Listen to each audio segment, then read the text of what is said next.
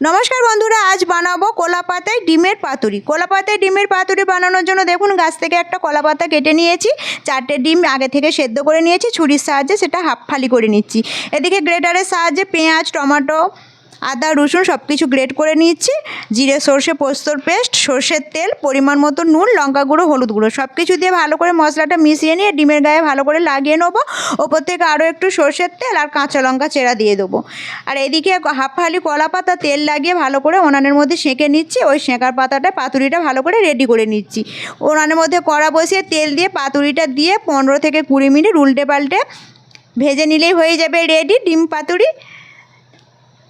আপনারা যদি চান আপনারা এইভাবে ডিম পাতুরি বানিয়ে খেতে পারেন।